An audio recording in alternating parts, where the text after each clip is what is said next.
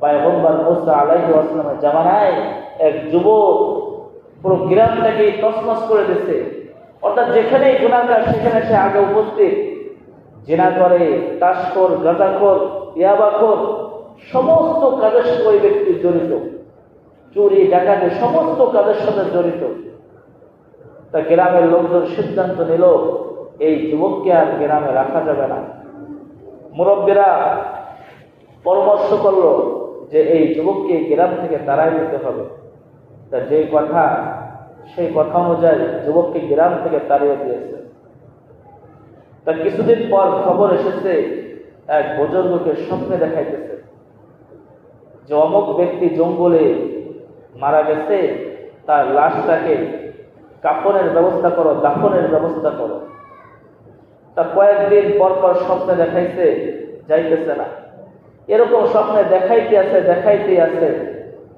এখন আল্লাহর বুজুর্গ বলতেছে গ্রামের লোকজনকে, চলো আমরা ওই জঙ্গলে যেয়ে দেখি যে কে মারা গেছে। আল্লাহ পাক রব্বুল আলামিন আমাকে বারবার স্বপ্নে দেখাইতেছে।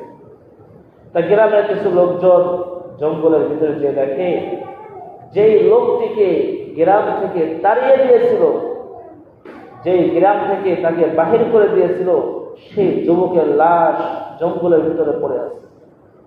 তা সমস্ত মানুষ হতভম্ব হয়ে গিয়েছে।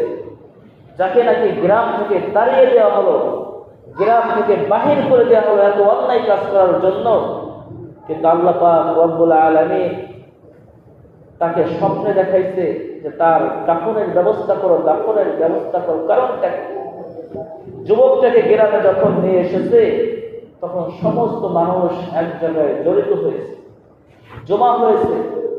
মানুষজন দেখতেছে, কোনো কথা নাই, কোনো কান্না নাই। একটা খারাপ মানুষ যদি মারা যায়, গ্রামের মানুষ আলহামদুলিল্লাহ বলে।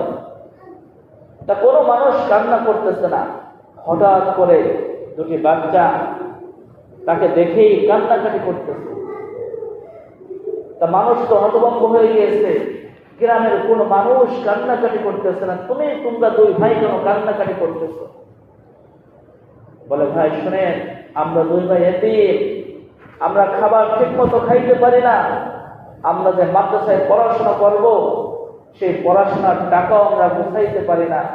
এই যে ভাইটা মারা গেছে, আমাদেরকে প্রত্যেকদিন সকালবেলা আমাদের খাবারের ব্যবস্থা করতো, আমাদের মাদ্রাসায় যাওয়ার পড়াশোনার ব্যাপারে তারা আমাদেরকে আগাই দিত।